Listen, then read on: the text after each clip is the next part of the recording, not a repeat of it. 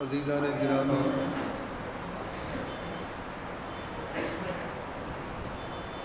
پردہ نشین، آج میری نظم سیرت النبی کی یہ نبی نشست ہے۔ 8 نشستیں اور اس کے دروس یہ آپ حضرات کے سامنے آ چکے ہیں۔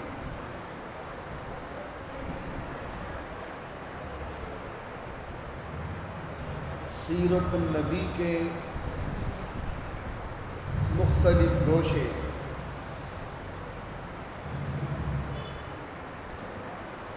حضور پاک صلی اللہ علیہ وسلم کی پیدائش سے لے کر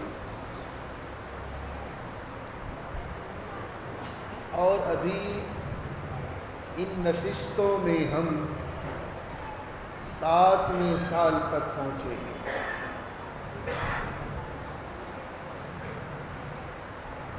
ان 7 سالوں میں جو حضور پاک علیہ السلام کا بچپن ہے، 7 سالہ بچہ، ان میں کون کون سی کرامتیں، کون کون سے معجزات، یعنی حضور کے جو معجزات ہیں وہ نبی بننے سے پہلے بھی ظہور میں آئے ہیں، نبی بننے سے پہلے بھی بہت سے معجزات رونما ہوئے ہیں، اور تمام اصحاب سیر جو انہوں نے ان کی تفاصیل بیان کی ہے۔ حضرت شیخ جلال الدین سیوطی رحمۃ اللہ علیہ نے حضور پاک صلی اللہ علیہ وسلم کے جو معجزات کی تفصیل بیان کی ہے، جسمانی معجزات 77,000 ہیں، 77,000۔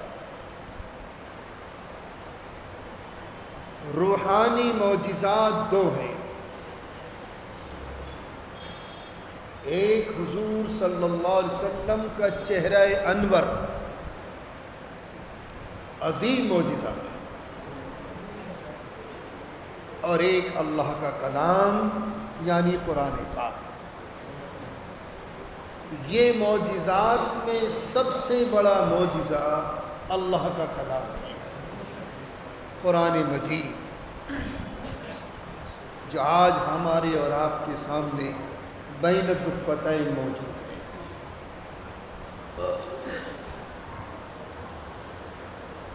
حضرت آمنہ کے انتقال کے بعد، کل میں نے بات یہاں چھوڑی تھی، اب کفالت میں آ گئے اپنے دادا حضرت سیدنا عبد المطلب کی کفالت۔ حضرت سیدنا عبد المطلب بھی موحد تھے اور کبھی کسی برائی کے قریب نہیں گئے۔ شراب سے حضرت کو قدرتاً نفرت تھی، قدرتاً نفرت تھی، یہ فطرت صحیحہ اور سلیمہ ہونے کا ثبوت ہے۔ انسان کو اللہ نے عقل سلیم کیوں دی ہے؟ تاکہ اپنی عقل سے بھی وہ جائزہ لے لے کہ کون سی چیز بری ہے اور کون سی چیز اچھی ہے۔ اسی لیے تو اللہ نے انسان کو عقل سلیم سے نوازا، یہ فطرت ہے، یہ انسان کی فطرت ہے، اور فطرت بھی اللہ کی عظیم نعمت ہے۔ اس فطرت کے ثبوت کی بنا پر ہی عربوں میں چجائے کہ بہت سی برائیاں عام تھیں، لیکن جہاں تک میرے نبی پاک صلی اللہ علیہ وسلم کا نسب مطہرہ ہے، ان کے باپوں نے، ان کے داداؤں نے، ان کے اجداد نے، ان کی ماؤں نے کبھی کوئی برائی نہیں کی، جبکہ برائیاں عرب کے سماج میں عام تھیں، نہیں تھی، یہ فطرت ہے۔ بہرحال اسی فطرت کے تقاضے کے ماتحت ہمارے آقا کی عمر مبارک 7 سال کی ہے۔ اسی دور میں قحط سالی ہوئی عرب میں، قحط سالی، خشک سالی، کوئی پیداوار نہیں، کوئی پیداوار نہیں، انسان نہیں مویشی تک بھوکے مرنے لگے، عجیب کشمکش۔ ہمارے محاوروں میں کہتے کال پڑنا، کال پڑ گیا، میاں فلاں علاقے میں کال پڑ گیا۔ اس کال سے مراد کیا ہے کہ خشک سالی ہوئی، قحط سالی ہوئی، پیداوار نہیں ہوئی، زمینوں میں پیداوار نہیں ہوئی، وہاں پیدا ہوگی تو شہروں میں آئے گا۔ اس کال کا اثر، قحط سالی کا اثر، خشک سالی کا اثر بہت دور تک جاتا ہے۔ یہ تو دعا دو کاشتکاروں کو، کتنی محنتیں کرنی پڑتی ہیں، وہاں جا کر دیکھو گاؤں گوٹوں میں، کڑاکے کی سردی میں ساری ساری رات گیہوں کے کھیت پر کھڑا رہتا ہے، پوری پوری رات۔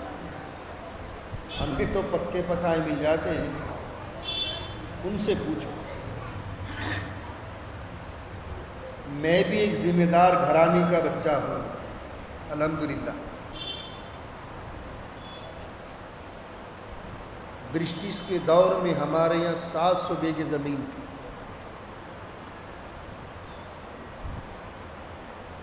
اس کے بعد بٹوارے ہوئے، دادا اور کئی بھائی تھے۔ بہرحال آج بھی خدا کا شکر ہے کافی اچھی تعداد میں زمینداری ہے۔ تو عرب کی سرزمین میں قحط سالی ہوئی، کوئی بوند نہیں ٹپکی آسمان سے، سارے مویشی پریشان، انسان پریشان، بھوک مری۔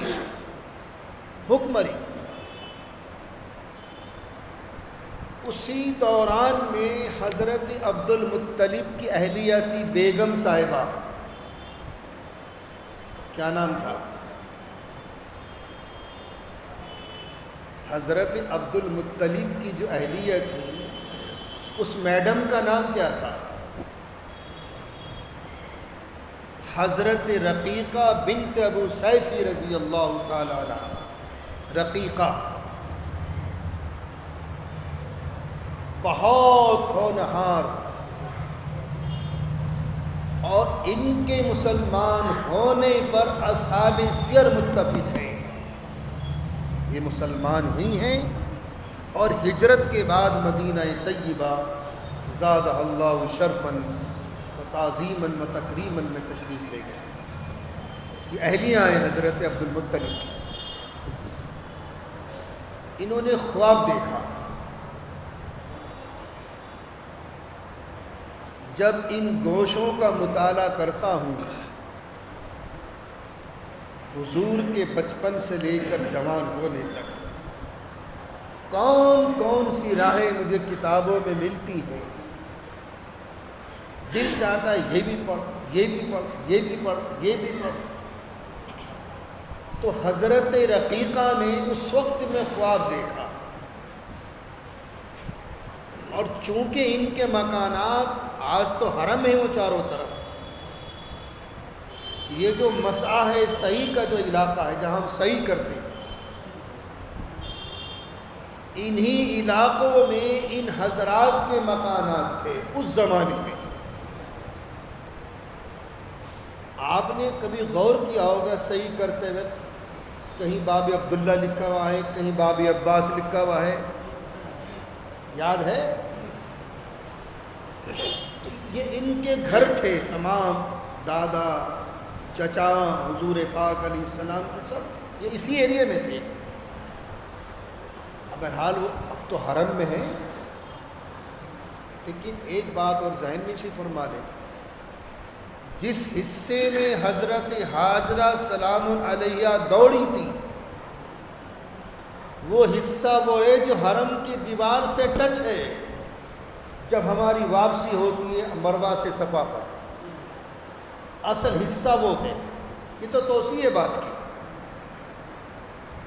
حضرت ہاجرہ سلام علیہ اس حصے میں دوڑی تھی، صفا سے چڑھو گے مروہ پر جاؤ گے، جب وہاں سے واپسی ہوگی تو اسی حصے سے ہوگی صحیح کرنے والوں کی۔ اصل یہ حصہ ہے جہاں حضرت ہاجرہ سلام علیہ دوڑی تھی اپنے بچے اسماعیل کے پانی کے لیے۔ وہ حصہ تو توسیع شدہ ہے، بات کی توسیعات ہے، اصل حصہ یہ ہے۔ تو اسی ایریے میں حضرت رقیقہ سو رہی ہے، خواب میں بشارت ہو رہی، اے جماعت قریش، اور یہ اس خواب میں جو منادی اعلان کر رہا ہے اللہ ہی کا فرشتہ ہوگا، اور یہ معمولی خاتون تو ہے نہیں، یہ معمولی خاتون نہیں ہے، اللہ کا فرشتہ ہوگا۔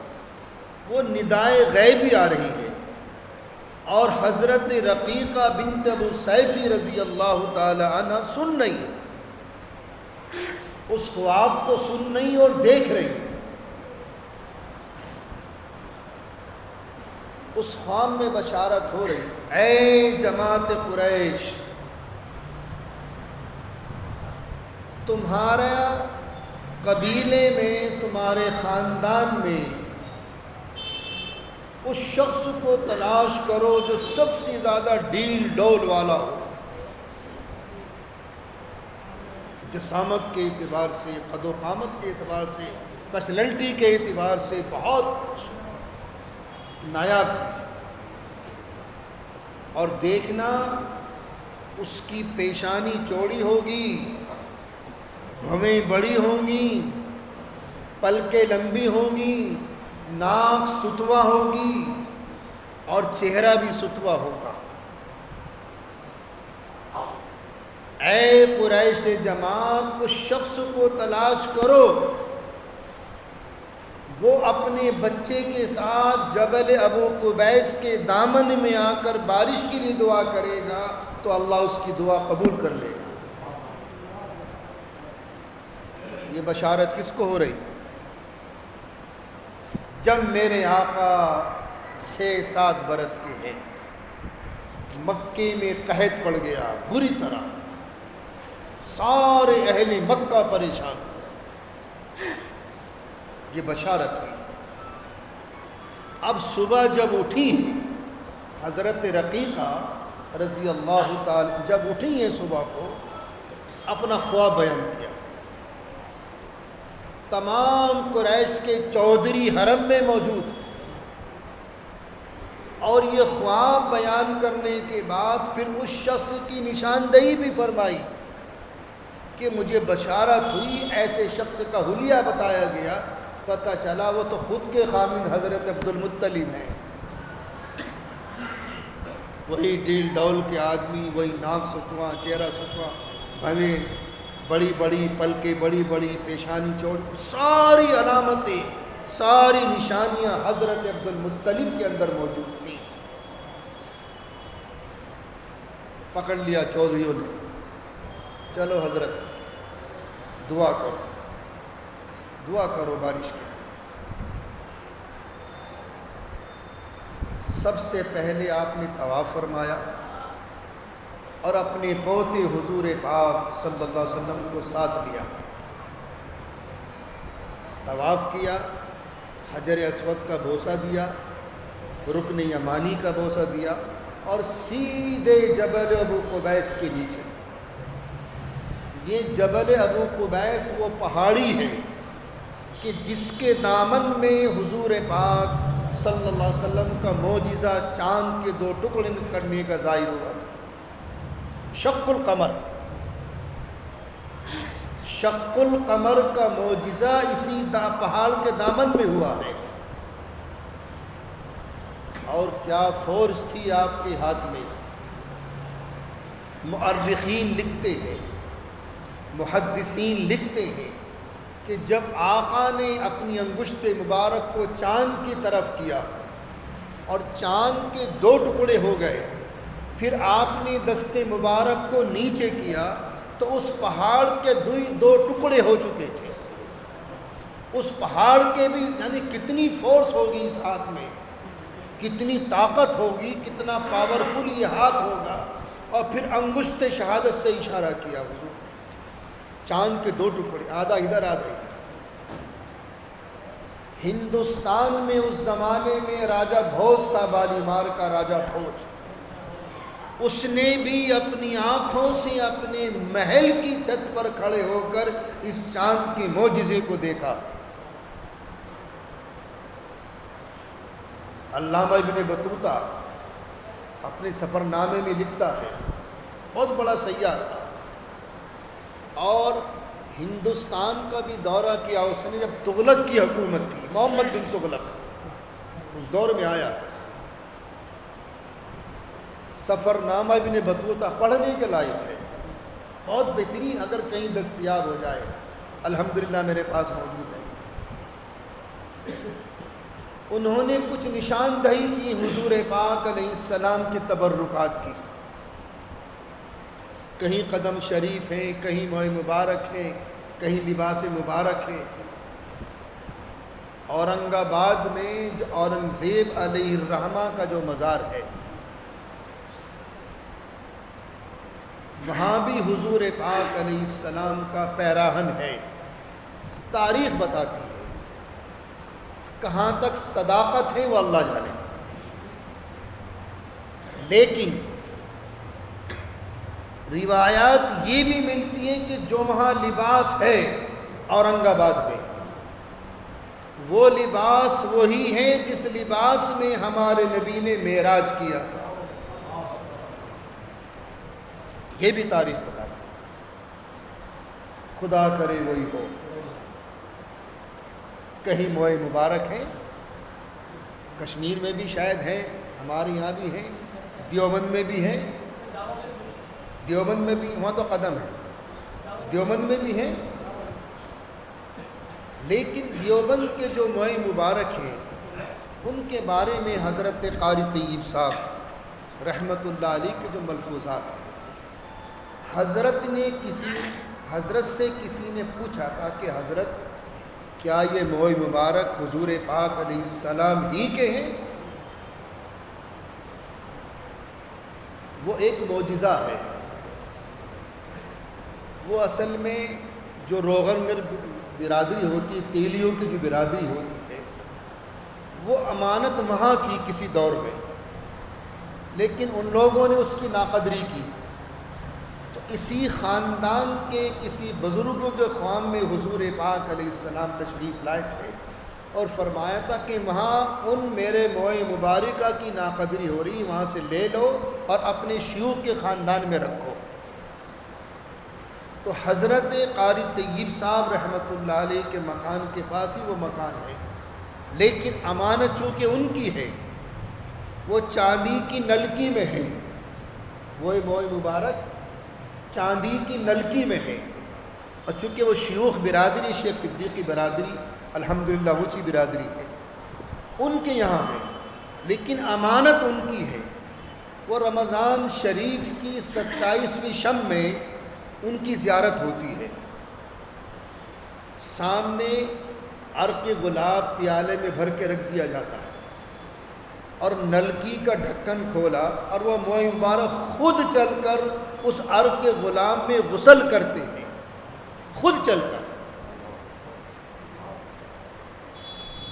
وہ ہاتھ سے پکڑ کر نہیں ڈالے جاتی، وہ نلکی کھول دی، موئے مبارک خود نکلتے ہیں اور اس میں غسل کرتے ہیں. تو یہ جو قرینہ ہے کہ موئے مبارکہ کا خود بخود نکلنا اس نلکی سے چاندی کی اور عرق غلام میں غسل کرنا دلیل اس بات کی ہے کہ یہ موئے مبارکہ حضور پاک علیہ الصلاۃ والتسلیم ہی کے ہیں۔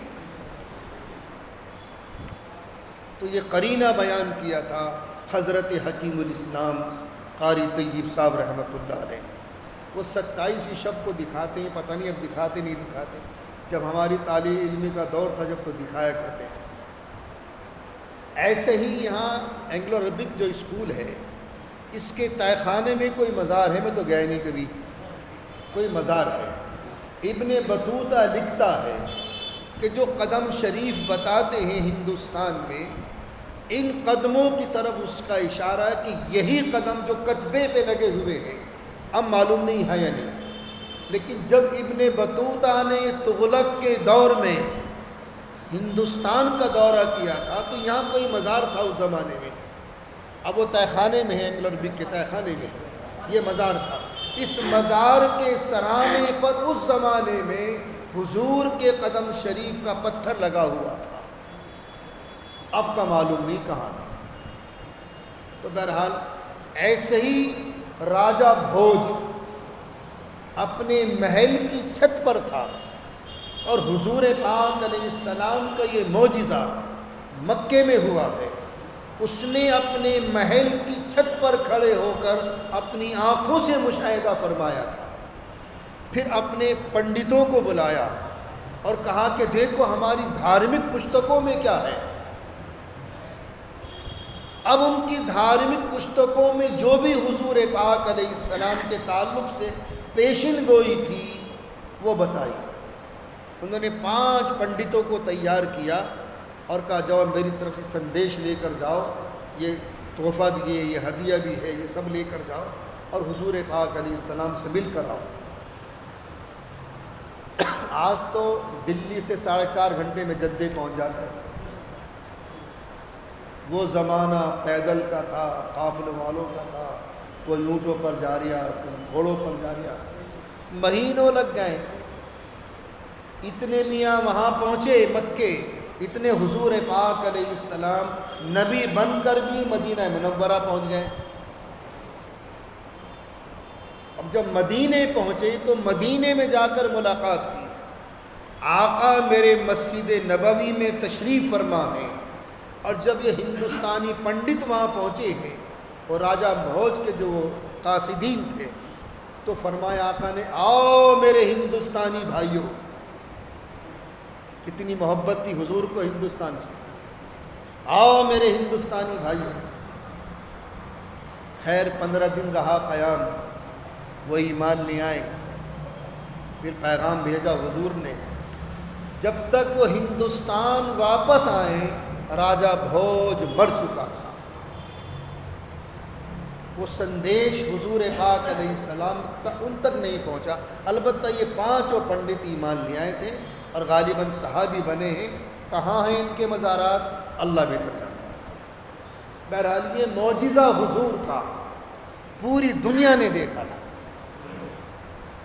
شق القمر کا۔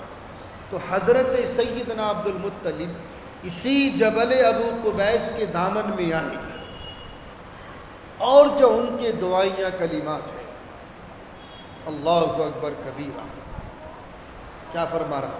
آئے اللہ ہم تیرے غلام ہیں اور یہ تیرے غلاموں کے غلام ہیں، آئے اللہ یہ تیری باندیاں ہیں اور باندیوں کی باندیاں ہیں، قحط سالی ہو گئی، مویشی پریشان، اللہ میاں تیری ساری مخلوق پریشان ہے، اے اللہ میرے اس پوتے کی برکت سے تو بارش کر دے۔ وسیلہ جائز، براہ راست تو بزرگوں سے نہیں مانگ سکتے، لیکن ہماری قوم کے کچھ سرپھرے ایسے بھی ہیں جو براہ راست نظام الدین اولیاء سے بیٹا مانگ رہے ہیں، جا کے بیٹیاں مانگ رہے ہیں، پیسہ مانگ رہے ہیں، دولت مانگ رہے ہیں، کاروبار، یہ سب ناجائز۔ ان کے وسیلے سے مانگو، اللہ سے مانگو، بیٹا اللہ دے گا، اولاد اللہ دے گا، کاروبار اللہ دے گا، برکت اللہ دے گا، صحت اللہ دے گا۔ وہ جب تک حیات تھے ہم ان کی دعاؤں کے محتاج تھے۔ اب وہ حیات نہیں ہے، دنیا سے پردہ فرما چکے، اب وہ ہماری دعاؤں کے محتاج ہیں۔ بے شک اللہ کے ولی ہیں۔ کوئی بھی مسلمان چاہے عمل کے سے کتنا ہی گرا ہوا کیوں نہ ہو، وہ بزرگوں کی شان میں گستاخی نہیں کر سکتا۔ آج بھی ان کی ولایتیں، ان کی حکومتیں ہمارے دلوں پر راج کر رہی ہیں۔ کوئی مسلمان کسی چاہے پیران پیر شیخ عبد القادر جیلانی رحمۃ اللہ علیہ کیوں نہ ہو، خواجہ معین الدین چشتی رحمۃ اللہ علیہ کیوں نہ ہو، احمد صابری کلیری کیوں نہ ہو، بختیار کاکی رحمۃ اللہ علیہ کیوں نہ ہو، نظام الدین اولیاء کیوں نہ ہو، شاہ ولی اللہ کیوں، یہ سارے اسلاف ہیں یہاں کا۔ ان کی ولایتیں، ان کی حکومتیں آج بھی ہمارے دلوں پر راج کر رہی ہیں۔ ان کی شان میں کوئی مسلمان کوئی گستاخی نہیں کر سکتا۔ البتہ اتنا فالو مت کرو کہ ان کو خدا مان لو۔ یہ خدا نہیں بن سکتے، اللہ کے بندے ہیں، ولی ہیں، بس ولی کامل ہیں۔ مانگو اللہ سے مانگو، ہاں وسیلے سے مانگو، وسیلہ جائز ہے۔ اللہ میں ان بزرگوں کے طفیل ہماری یہ دعا قبول کر لے، یہ جائز ہے، لیکن براہ راست ان سے مانگنا یہ شرک ہے۔ اللہ سے مانگو تو حضور صلی اللہ علیہ وسلم کا واسطہ دیا دادا نے، اے میرے اللہ اب میرے اس پوتے کی برکت سے تو باران رحمت کو نازل فرما دے۔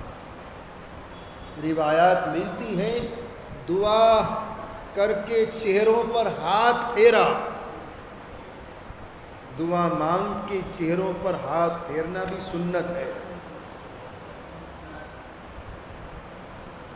اللہ کی رحمت نازل ہوئی ہے، کوئی تو یوں کر کے بھاگ جاتا ہے، کوئی یوں کر کے بھاگ جاتا ہے۔ ان ہاتھوں کو جو آپ نے بارگاہ خداوندی میں پھیلا رکھے ہیں، انہیں اپنے چہروں پر پھیرو، جو رحمتیں آئیں تاکہ وہ چہرے پر بھی ہمارے آ جائیں، چہرے پر بھی آ جائیں۔ اس لیے دعا مانگنے والوں سے اللہ خوش ہوتا ہے، اور دعا نہ مانگنے والوں سے ناراض ہوتا ہے کہ وہ گھمنڈی ہے، مجھ سے نہیں مانگ رہا، گھمنڈی ہے، مجھ سے نہیں مانگ رہا۔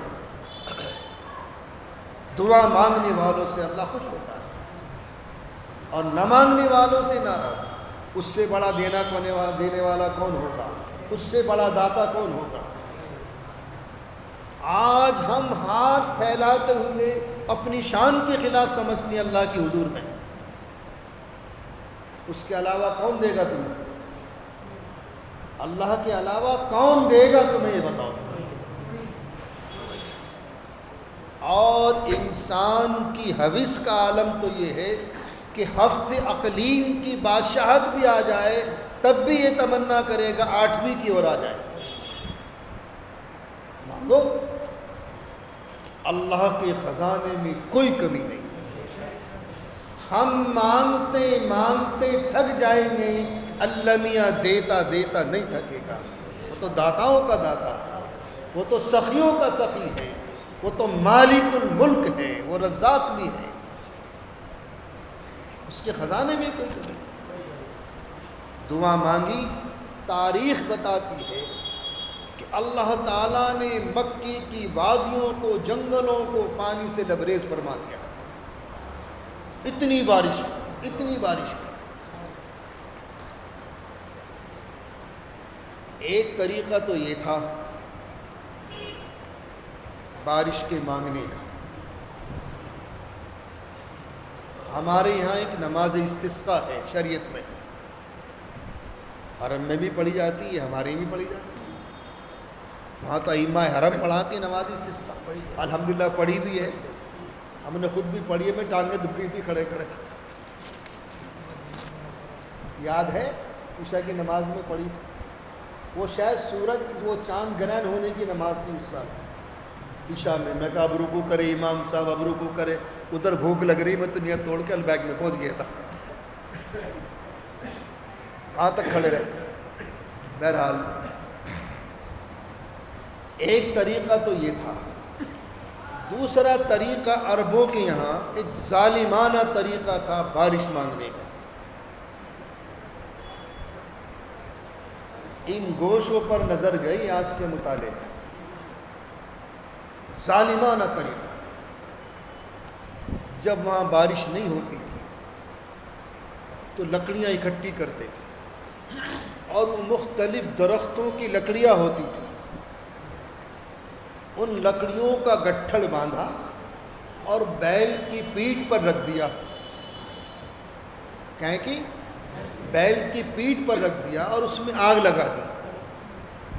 وہ لکڑیاں جیسے جیسے جلتی رہتی, تپش اس جانور کو پہنچتی رہتی, وہ بھاگتا رہتا یہاں تک کہ وہ لکڑیاں بھی جل جاتی اور وہ جانور بھی جل جاتا, اور وہ بارش کی دعا مانگتے تھے. ایک طریقہ بارش کا یہ مانگنے کا عربوں کا. دوسرا طریقہ کیا تھا؟ گائے پکڑی گائے, اور اس گائے کی دم میں کوئی ایسا کیمیکل چھڑکتے تھے, آگ لگا دی, اور وہ بھاگتے بھاگتے جل گئی, مر گئی. بارش ہو گئی تو واہ واہ, دیکھو میاں ہماری منت پوری ہو گئی, ہماری دعا پوری ہو گئی.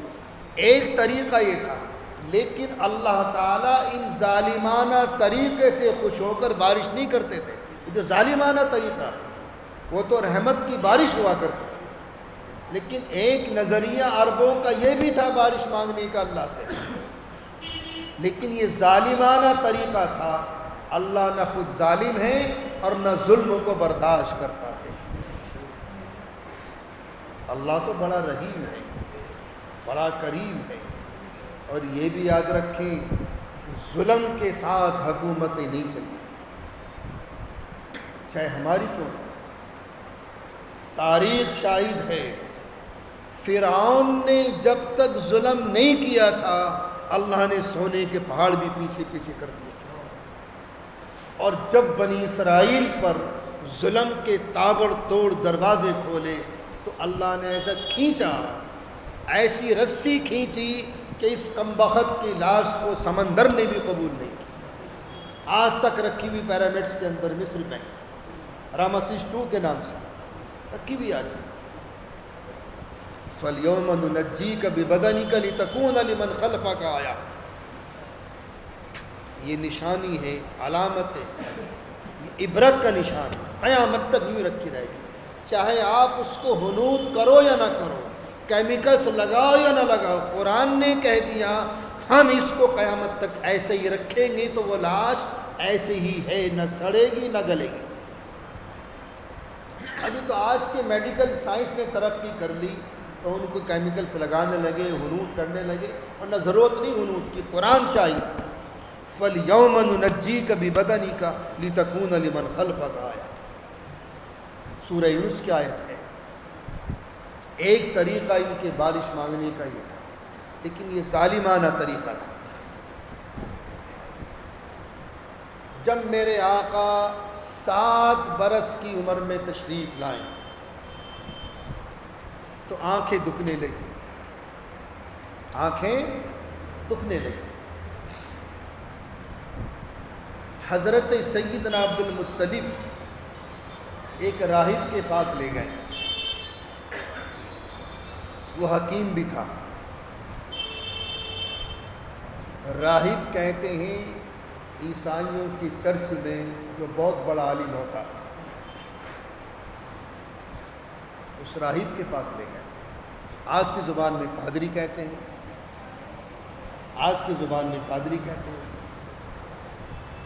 تو بہرحال اس راہب کے پاس لے گئے کہ میرے بچے کی آنکھیں دکھ رہی. تو جیسے ہی آپ اس کی خانقاہ کے پاس پہنچے, یہ ایک دم سے سٹ پٹایا, گھبرا گیا, اور جیسے ہی اس کی حضور پر نگاہ پڑی یہ فوراً اندر گیا بھاگ کے, اور غسل کر کے پاک کپڑے پہن کر آیا راہب،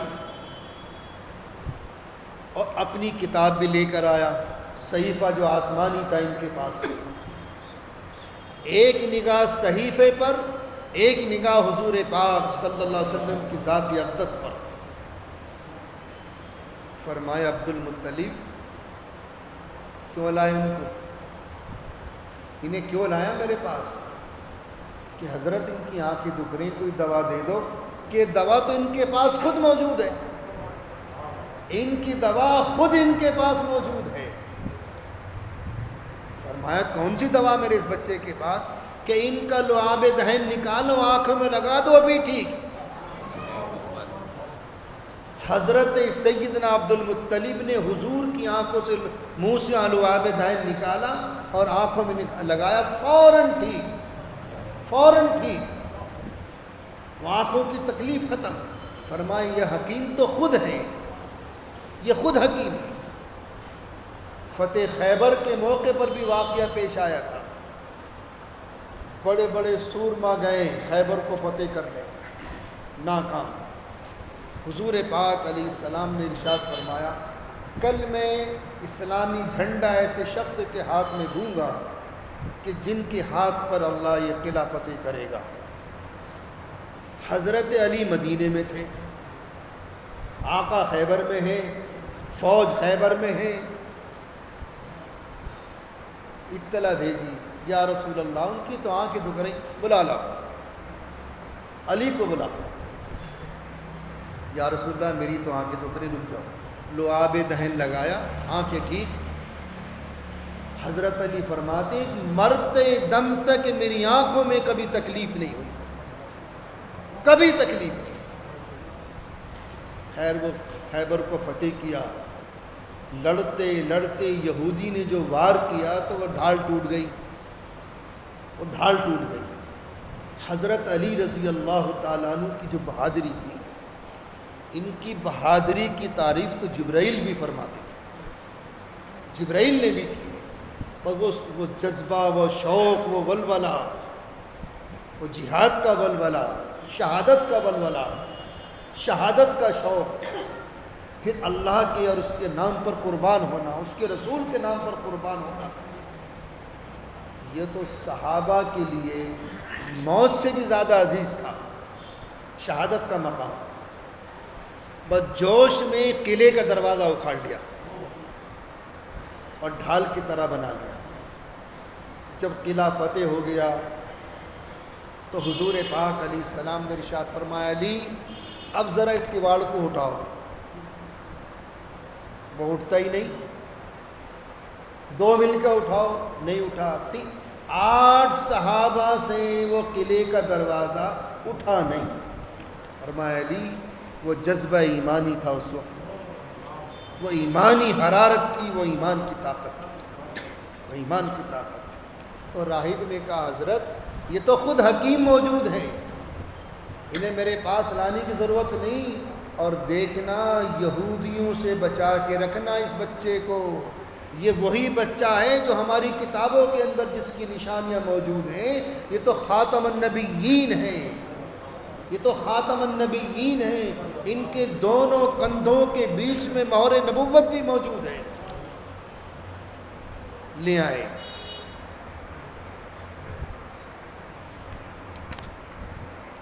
ایک اور تاریخ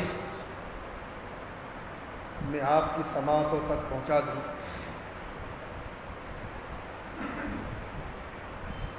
قریش عرب یمن کے بادشاہ کو مبارکباد دینے گئے۔ یہ یمن کا بادشاہ کون تھا؟ پہلے یمن کی تاریخ میں آپ کو بتا دوں۔ یمن عرب کا حصہ ہے، عرب کا علاقہ ہے، لیکن 70 سال تک حبشیوں کی حکومت رہی ہے، حبشیوں کی۔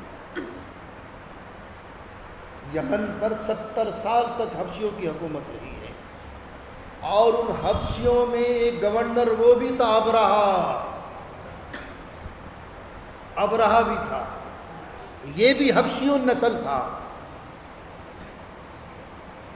جو حضرت عبد المطلب کے دور میں خانہ کعبے کو مسمار کرنے کے لیے آیا تھا. ابرہہ یہ بھی اسی نسل کا تھا. تو اس یمن کے علاقے پر حبشیوں کی تقریباً 70 سال تک حکومت رہی ہے. اللہ نے جو ان کے یہاں خاندانی جو سلاطین تھے، جن کے آبا و اجداد نے اس ملک پر بادشاہت کی ہے، ان میں سے ایک صاحب زندہ تھے، سیف ابن ذی یزن ہمیری. سیف ابن ذی یزن ہمیری، یہ قبیلہ ہمیر یمن کا قبیلہ ہے، بہت اونچا درجے کا قبیلہ ہے. اس شخص نے شاہ فارس نوشیروان سے مدد مانگی، اور مدد مانگنے کے بعد پھر اللہ نے اس شخص کو غالب فرمایا اور حبشیوں کی حکومتیں ختم ہو گئی. یہ بادشاہ بن گئے، سیف بن ذی یزن ہمیری، یہ بادشاہ بن گئے. جب یہ بادشاہ بنے تو پوری دنیا میں ڈنکا بج گیا. عربوں تو میاں خوشی کے مارے پھولے نہ سما رہے ہیں. اب یہ جتنے بھی عرب کے خاندان تھے، بڑے بڑے قریش کا خاندان، امیہ کا خاندان، ہاشم کا خاندان، یہ سارے خاندان والے جو بڑے بڑے ٹاپ کے خاندان کے سردار تھے، اس خوشی میں کہ چلو بادشاہ کو مبارکباد دے کر اب یہ مبارکباد دینے پہنچے یمن پہنچے. یمن پہنچنے کے بعد اس بادشاہ کی شان و شوکت دیکھی. سونے کی کرسیوں پر، محلوں میں، محل در محل، بہت عالیشان محل، اور پھر اس کے وزراء، اس کے عمراء سب سونے کی کرسیوں پر بیٹھے. انہوں نے اطلاع پہنچائی کہ عرب سے مکۃ المکرمہ سے ایک وفد آیا ہے قریش کے سرداروں کا، اور وہ آپ کو مبارکباد دینا چاہتا ہے. ان قریش کے سرداروں میں سر فہرست حضرت عبد المطلب بھی تھے. ان کی سرکردگی میں، ان کی ماتحتی میں یہ پورا وقت، پورا ڈیلیگیشن گیا ہے. اطلاع پہنچائی، ملنے کا ٹائم مقرر ہو گیا. جب یہ دربار میں پہنچے ہیں بادشاہ کے اور اس کی شان و شوکت کو دیکھا تو بڑے متاثر، بہت متاثر. اس وقت میں اس بادشاہ نے کہا، اگر تم میں سے کوئی بادشاہ کے سامنے خطاب کر سکتا ہے اور آداب شاہی کو جانتا ہے تو میرے سامنے اپنا تعارف کراؤ. خیر، اس سارے ڈیلیگیشن نے حضرت عبد المطلب کو آگے کر دیا. تو بہرحال ایک پرسنالٹی تھی ان کی، ایک معنی شخصیت تھی. جو خطاب کیا ہے وہاں حضرت عبد المطلب نے یمن کے بادشاہ کے سامنے جو خطاب کیا ہے، تو پہلا جملہ یہ تھا، اے شہنشاہ، اللہ کا شکر ہے کہ تمہاری خاندانی سلطنتیں تمہارے پاس واپس آ گئی. اللہ کا شکر ہے. دوسری بات کہ ہم تیرے آبا اجداد کو تعزیت پیش کرنے نہیں آئے، ہم آپ کو مبارکباد دینے آئے ہیں اور دعا دیتے کہ اللہ تیری سلطنت کو ہمیشہ قائم دائم رکھے، آباد رکھے. کہ آج تو نے عربوں کی عزت رکھ لی، جو عرب کا حصہ تھا یمن، 70 سال کے بعد عربوں کے ہاتھوں میں آیا ہے. آج بھی الحمدللہ وہ عرب کے ماتحت ہے یمن. اس کے شکرانے میں مبارکباد دینے آئے. اس شہنشاہ پر حضرت عبد المطلب کی جو پرسنالٹی تھی اس کا بہت ہی اثر ہوا، بہت اثر ہوا. وہ سمجھ گیا کہ یار یہ کوئی معمولی آدمی نہیں ہے.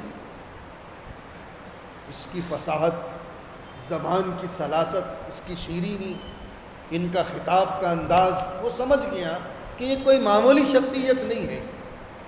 فرمایا، عبد المطلب تم کون ہو؟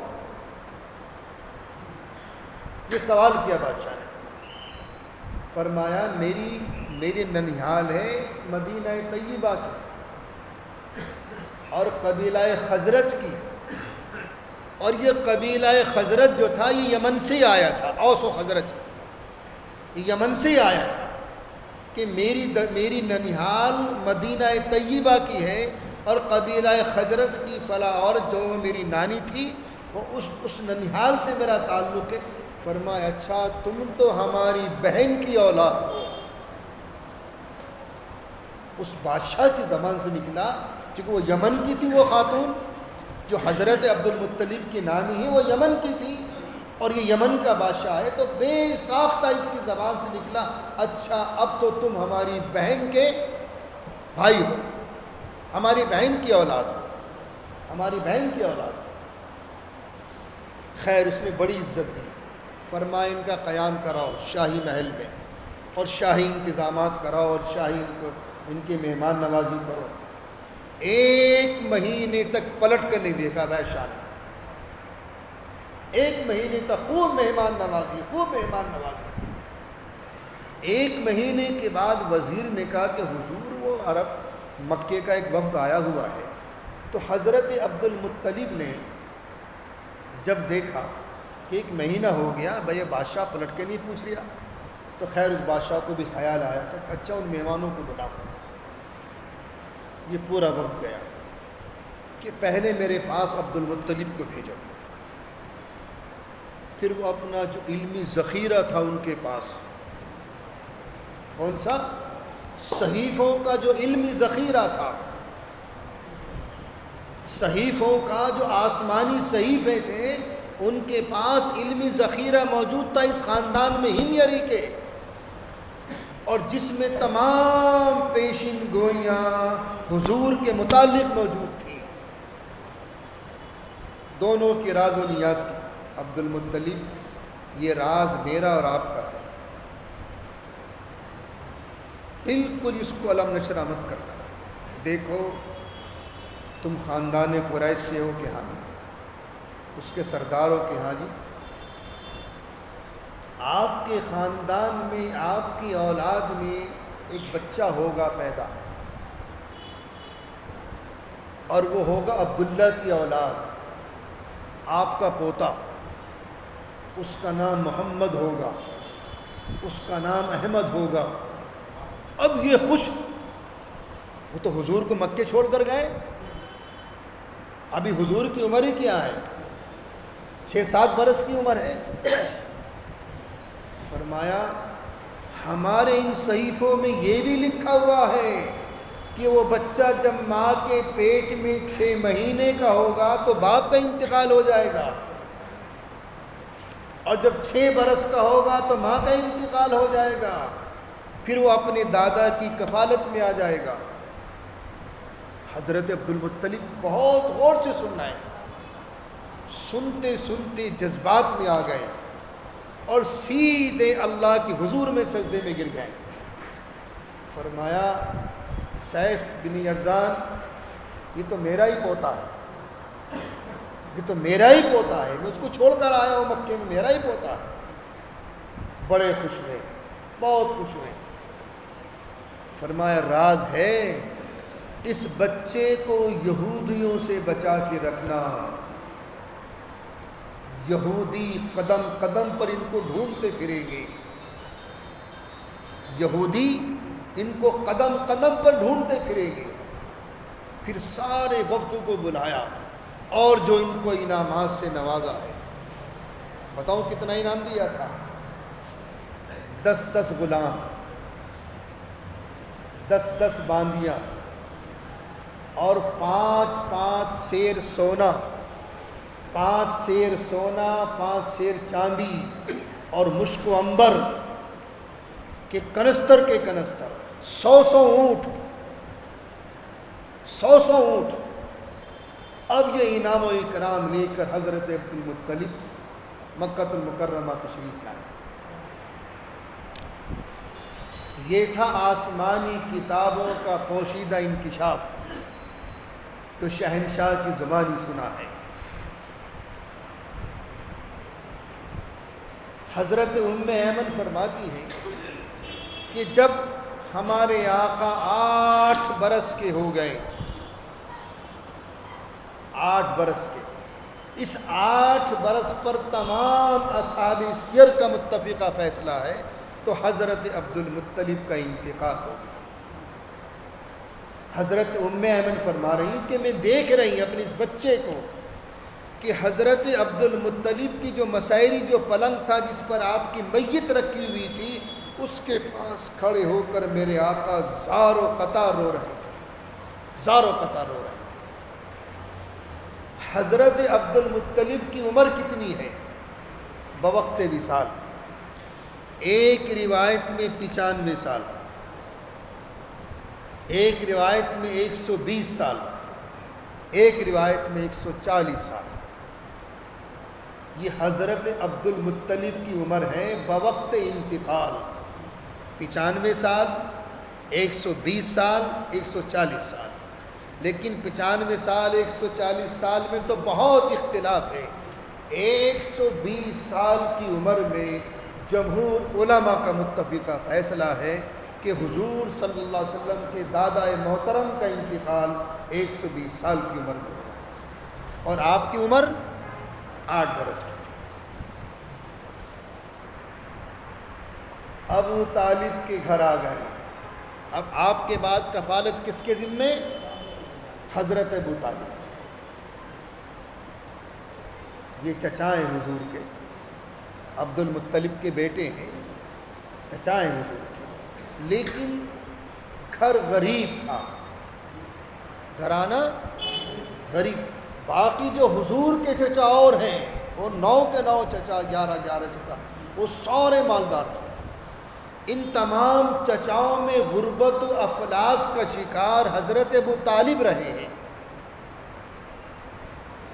لیکن جب میرے آقا آپ کی کفالت میں آ گئے تو بچے دسترخوان پر بھوکے بھی اٹھ جاتے تھے، چاہے وہ ڈینر ہو یا لنچ ہو، دوپہر کا کھانا ہو یا رات کا کھانا ہو، بھوکے بھی اٹھ جاتے تھے۔ ناشتہ کیا نہ، اتنی افلاس اور تنگدستی تھی۔ حضرت ابو طالب فرما رہے ہیں جب یہ میرا بچہ میری کفالت میں آ گیا، یعنی حضرت ابو طالب نے بھی وہی مقام دیا ہے، وہی عزت دی، وہی جان سے زیادہ رکھا جو حضرت ابو المطلب رکھتے تھے، اسی شان سے پالا ہے حضور۔ لیکن فرما رہا ہے کہ جب یہ میرا بچہ میرے بیٹوں کے ساتھ دسترخوان پر آ جاتا تھا تو دسترخوان پر اتنی برکتیں ہو جاتی تھی، اتنی برکتیں ہو جاتی تھی کہ ساری اولاد شکم سیر ہو گئی، کھانا پھر بھی بچ گیا،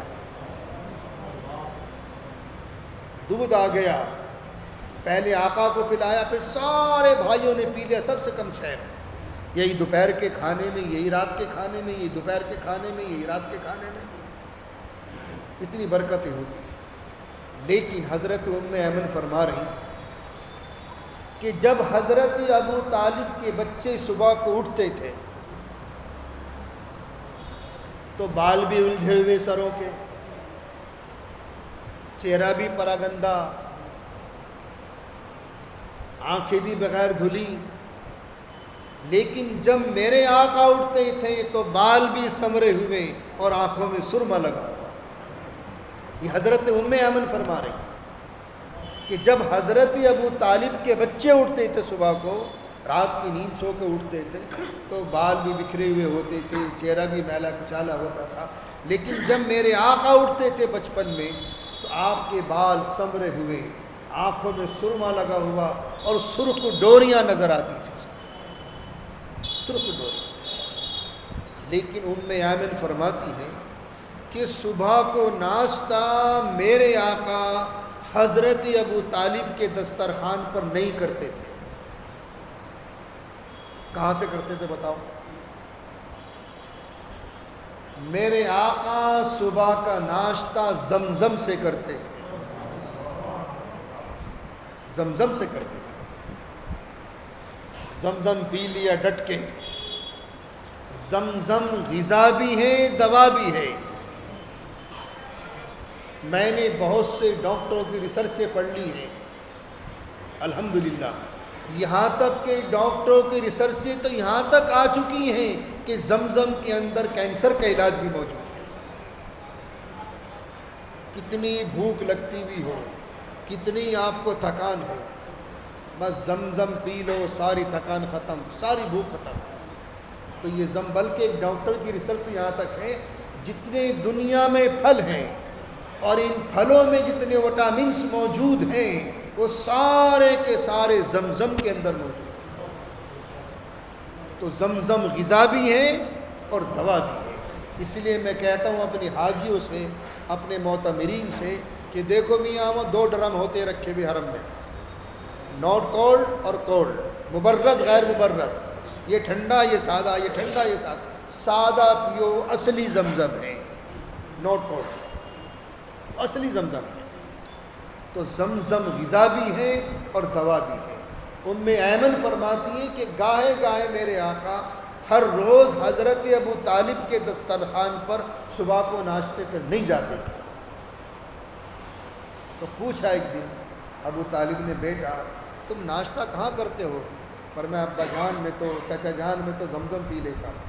تو ام ایمن فرما رہی کہ میرے آقا صبح کا ناشتہ زمزم سے کیا کرتے تھے۔ بہت قیمتی پانی، بہت قیمتی پانی۔ تو اس لیے میرے بزرگوں، میری جب بھی اللہ تعالی ہماری حاضریاں وہاں بار بار نصیب فرمائیں، اس سے بڑی غذا نہیں کوئی وہاں۔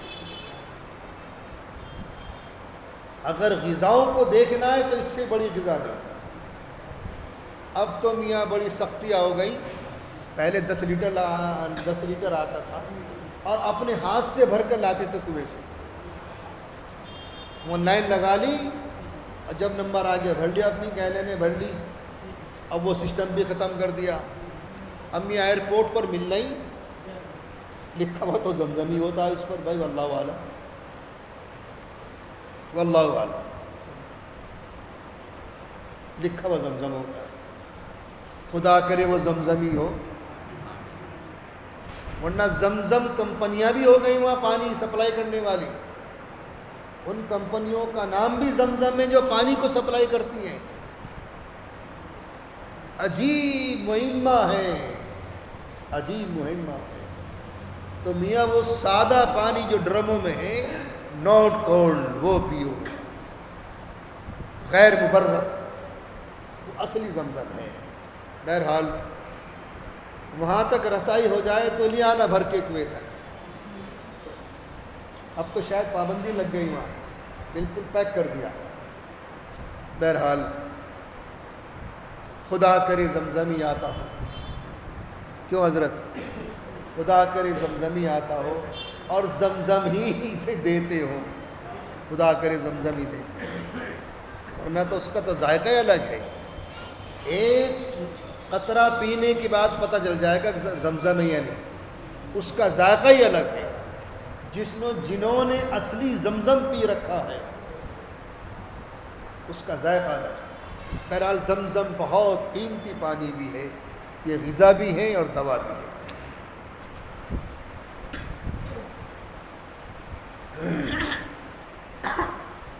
ایک 2 معجزے اور سنیے حضور پاک علیہ السلام۔ ایک مرتبہ حضرت ابو طالب ذوالمجاز گئے، وہ 2 بازار لگتے تھے، 2 میلے، ایک عکاظ جو مکے کی وادیوں میں، جس کو ہم پڑھتے ہیں عکاظ، بازار عکاظ گئے، بازار عکاظ گئے، وہ لفظ عکاظ ہے عین کے زیر کے ساتھ، عکاظ۔ تو یہاں بھی حضور پاک علیہ السلام دعوت کی نیت سے جاتے تھے، تبلیغ فرماتے تھے۔ یہ عکاظ اس کو کیوں کہتے ہیں؟ اس کی وجہ تسمیہ ہے کہ اس عکاظ میں جو یہ میلہ لگتا تھا مکے والوں کا، عربوں کا، یہ اپنی آباء و اجداد کے میاں قصیدے پڑھتے تھے، ان کی بہادری کے ترانے گاتے تھے، ان کی بہادری کی تعریف کرتے تھے، شعر و شاعری ہوتی تھی اور خوب ہلا گلا ہوا کرتا تھا۔ تو میرے آقا ان بازاروں میں بھی تبلیغ کے لیے پہنچے۔ ایک تو بازار یہ، ایک ذوالمجاز، یہ عرفات سے 1 میل پہلے ہوتا تھا۔ عرفات سے 1 میل پہلے یہ وادی پڑتی جس کا نام ذوالمجاز ہے۔ یہاں ایک مرتبہ حضرت سیدنا ابو طالب اور حضور پاک علیہ الصلاۃ والتسلیم دونوں تشریف لے جا رہا ہے، وہ اپنے اونٹ پر ہیں، وہ اپنے اونٹ پر ہیں۔ اس مقام پر پہنچ کر ابو طالب کو پیاس لگی، اور اتنی شدت سے پیاس لگی، فرمایا بیٹا مجھے پیاس لگ رہی، ہو سکتا ہے مشکیزہ نہ ہو، یا ہو بھی ہودج میں اونٹوں کے تو وہ پانی ختم ہو گیا ہو۔ بہرحال حضور پاک علیہ الصلاۃ والتسلیم اپنی سواری سے اترے۔ ایک روایت ملتی ہے کہ زمین پر پیر مارا، 8 سال کے بچے نے زمین پر پیر مارا، اور اللہ نے پانی کا چشمہ جاری فرما دیا۔ یہ وادی ذوالمجاز میں حضور کا یہ معجزہ ظاہر ہوا ہے۔ کب؟ جب میرے آقا کی عمر 8-9 برس کی ہے۔ ایک روایت تو یہ کہ آپ نے پیر مارا اور وہاں سے پانی کا چشمہ جاری ہوا، پھر فرمایا چچا جان اتریے اور پانی پی لیجیے۔ حضرت ابو طالب فرما رہے ہیں میں نے اتنا پانی پیا، خوب شکم سیر ہو کر پانی پی لیا، پھر میرے اس بچے نے اس کے پیر مارا، وہ پانی غائب، وہ چشمہ غائب۔ ایک روایت ہے کہ میرے اس بچے نے اتر کر ایک پتھر پر پیر مارا تھا، اور پتھر کی چٹان سے اللہ تعالیٰ نے پانی کے چشمے کو جاری کیا، پھر میں اپنے اونٹ سے اترا اور میں نے شکم سیر ہو کر پانی پیا، پھر میرے اس بچے نے پیر مارا تو پانی غائب۔ 8-9 سال کی عمر میں یہ معجزہ حضور پاک علیہ السلام کا ظاہر ہوا۔ دوسرا معجزہ سنیے، ایک حضرت زبیر ابن عبد المطلب بھی ہیں، ایک تو زبیر ابن عوام ہیں، بہت اونچے درجے کے صحابی۔ یہ عبد المطلب کے بیٹے زبیر ابن عبد المطلب، یہ چچا ہیں حضور پاک صلی اللہ علیہ وسلم کے، جیسے ابو طالب چچا ہیں ایسی حضرت زبیر ابن عبد المطلب چچا ہیں۔ ایک سفر ان کا حضور کا ان کے ساتھ یمن کا ہوا ہے، یمن کا سفر۔ اس سفر میں یمن سے پہلے ایک وادی پڑتی تھی، اور اس وادی میں ایک خوخوار اونٹ رہتا تھا، اونٹ ہر قافلے والوں کو گزرنے نہیں دیا کرتا تھا، جو بھی قافلہ گزرا اسے مار دیا۔ خوخوار اونٹ، سارے قافلے والے اس وادی سے بچ کر نکلتے تھے۔ جب حضور کا قافلہ، جبکہ میرے آقا کی عمر 9-10 سال کی ہے، یہ سفر یمن کا ہے میرے حضور کا، یہ ہمارے آقا کا سفر یمن کا ہے، اور حضرت زبیر بن عبد المطلب کے ساتھ ہے، جو حضرت ابو طالب کے بھائی ہیں، عبد المطلب کے بیٹے ہیں اور حضور کے چچا ہیں، زبیر بن عبد المطلب۔ تو جب اس وادی کے قریب پہنچے تو اس وادی کے جو آس پاس کے رہنے والے تھے کہا فرمائے ادھر سے مت جاؤ اپنا قافلہ لے کر، ایک اونٹ بڑا خطرناک ہے، خوفناک اونٹ ہے، وہ سب کو مار دیتا ہے، کسی کو ادھر سے گزرنے نہیں دیتا۔ حضور نے فرمایا چچا جان میں اتر رہی ہوں اپنے اونٹ سے، میں اپنے اونٹ سے اتر رہا، اور کہاں ہے وہ اونٹ؟ تو دیکھا وادی میں سامنے وہ اونٹ بیٹھا ہے وادی۔ حضور بہت اطمینان سے اس کے قریب گئے اور اس کی نکیل پکڑ کے اس کی کمر پہ بیٹھ گئے۔ نہ اس نے کسی کو مارا، نہ کسی کو زخمی کیا، نہ کسی کو تکلیف پہنچائی، اور اس وادی کی حدود تک میرے آقا اس کی پیٹھ پر موجود رہے، اس وادی کی حدود تک۔ جب وادی کی حدود ختم ہو گئی اس اونٹ کو وہاں چھوڑا اور اپنے اونٹ پر بیٹھ کر چلے گئے یمن چلے گئے۔ تو میرے آقا کی تو سب نے سنی ہے، سب نے سنی ہے، ہم بھی سن لیں۔ ہم بھی سن لیں. میرے آقا کا تو کلمہ سب نے پڑھا ہے. محبت کی ایک علامت یہ بھی ہے، تو دلی محبت تو حضور سے ہر مسلمان کی ہے، میں کوئی شک نہیں، چاہے وہ عمل سے کورائی کیوں نہ ہو. لیکن یہ وہ لوگ ہیں اگر حضور کی شان میں کوئی گستاخی کرے یا اللہ کی شان میں، یہی سر سے کفن باندھ کے آئیں گے. اس لیے میں کہتا ہوں کہ ان نوجوانوں کو برا مت کہو، انہیں تو بہت میٹھی میٹھی باتیں کر کے ان سے سیدھے راستے پر لاؤ، ورنہ یہ نوجوان طبقہ وہ ہے میری نہ مانی آپ کی نہ مانی، لیکن اگر کسی نے اللہ کی شان میں گستاخی کر دی یا رسول کی شان میں، یہی سب سے پہلے کفن باندھ کے جائے گا سر کو. یہ محبت کی علامت ہے، یہ ہے محبت کی علامت ہے. ایک بے شک یہ محبت ہے اور انشاءاللہ مرتے دم تک رہے گی.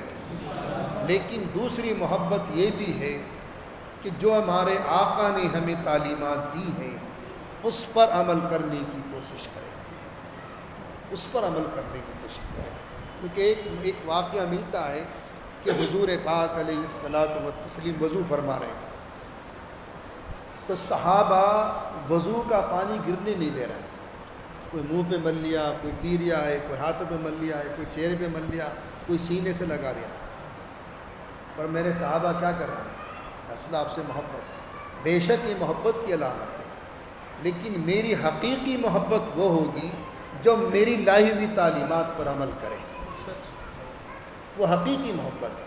اور حقیقت یہی ہے کہ صحابہ ہر محبت کے امتحان میں کامیاب اترے ہیں، جان سے، مال سے، عزت سے، آبرو سے، من تن سب سے.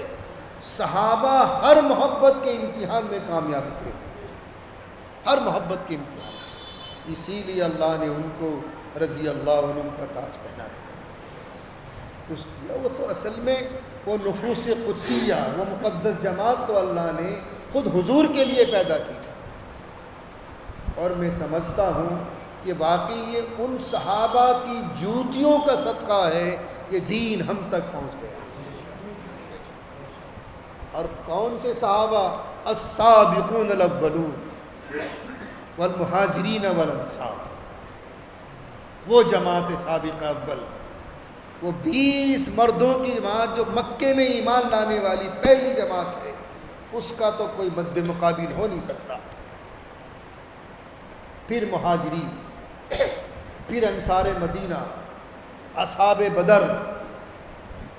اصل اصحاب بدر ہیں. کیا مقام ہے اصحاب بدر کا؟ 313. آج ہم 2 ارب دنیا میں مسلمان ہیں، 2 ارب. ان 2 اربوں میں اگر ایک بھی ان 313 جیسے میں سے ایک بھی ہو جائے تو دنیا کا نقشہ کچھ اور ہی ہوگا. اس دنیا کا نقشہ کچھ اور ہی ہوگا. ان 313 میں سے ایک اس 2 ارب دنیا میں ایک ان جیسا ہو جائے، کچھ اور ہی نقشہ ہوگا. بہرحال خدا کا شکر ہے کہ مسلمان زندہ قوم ہے، اسلام زندہ ہے، انشاءاللہ قیامت تک زندہ رہے گا. نہ یہ مٹے ہے نہ مٹے گا. اسلام کا چراغ تو اللہ نے روشن کیا ہے، وہ جب چاہے گا گل کرے گا. ہماری تمہاری پھونکوں میں اتنی طاقت نہیں ہے کہ اس چراغ کو گل کر دیں. یہ بھی محبت کی علامت ہے، اس میں کوئی شک نہیں. دوسرا معجزہ، جب آقا یمن سے واپس ہو رہے ہیں، اسی سفر میں جب آقا یمن سے واپس ہو رہے ہیں تو ایک وادی میں بہت تیزی کے ساتھ پانی اتر آیا، اور اس پانی کا بہاؤ اتنا تیز تھا کہ سواری ٹک نہیں رہی تھی. یعنی اونٹ کتنا بڑا جانور ہے، اللہ کی کتنی بڑی مخلوق ہے، اتنی طاقتور مخلوق بھی اس پانی کے ریلے کو سنبھال نہیں رہی تھی. جو اس میں مد و جزر تھا اس کو سنبھال نہیں سکی. حضور پاک علیہ السلام نے دیکھا، چچا جان قافلہ بڑا ہے اور یہ بہت لمبی نہر ہے جس کو کراس کرنا ضروری ہے. اس کے علاوہ کوئی اور راستہ نہیں ہے؟ ہاں بھتیجے، ہاں میرے بیٹے، یہی ایک راستہ یہی ہے۔ اچھا، ہاں میرے پیچھے آؤ سب۔ سارے قافلے والوں کو پیچھے کیا، آپ اپنے اونٹ پر آگے چلے، اللہ نے سارا پانی خشک کر دیا، سارا پانی خشک، سارا قافلہ نکل گیا، ان کے اونٹوں کی کھرے تک نہیں بھیگی، خم تک نہیں بھیگی، سارا پانی خشک ہو گیا۔ یہ وہی معجزہ تھا تو سیدنا حضرت موسیٰ علیہ نبینا علیہ الصلاۃ والتسلیم کے ساتھ پیش آیا تھا۔ اللہ نے بادہ راستے کھول دیے سمندر میں، اور دیواریں بن کر کھڑی ہو گئی پانی کی، اس میں موکھلے بھی کھلے ہوئے تھے، ایک دوسرے کی خیرت بھی معلوم کر رہے تھے، وہ پانی دیوار بن کے کھڑا ہو گیا۔ سیم یہی معجزہ اس وادی میں حضور پاک علیہ الصلاۃ والتسلیم کے ساتھ آیا۔ تو سیدنا حضرت ابو عبد المطلب کے بعد کی جو کفالت ہے وہ حضرت ابو طالب کے ماتحت ہے۔ انشاءاللہ کل سے سیدنا حضرت ابو طالب کی سیرت اور حضور پاک علیہ الصلاۃ والتسلیم کے معجزات، یہ وہ بچپن کے معجزات ہیں، یہ بچپن کے معجزات ہیں جو ان کے سامنے رونما ہوئے ہیں۔ اور میں نے بتایا تھا کہ حضور کے جسمانی معجزات 77,000 ہیں، جسمانی معجزات، اور روحانی معجزات 2 ہیں، ایک آپ کا چہرہ انور ہے اور ایک اللہ کا کلام ہے۔ یہ کلام اللہ شریف، یہ قرآن مجید، ان تمام معجزات میں ٹاپ کا معجزہ اور سب سے فائق اور سب سے اعلیٰ معجزہ اللہ کا کلام ہے۔ اس کے بعد آپ کا چہرہ انور ہے، اس کے بعد یہ 77,000 معجزات ہیں۔ انشاءاللہ باقی تفصیل کل آئے گی۔ اللہم لک الحمد۔ بچی کے لیے دعا کریے، آج شور کے اندر ہے، چھت پہ سے گر پڑی بچی۔ کیا نام ہے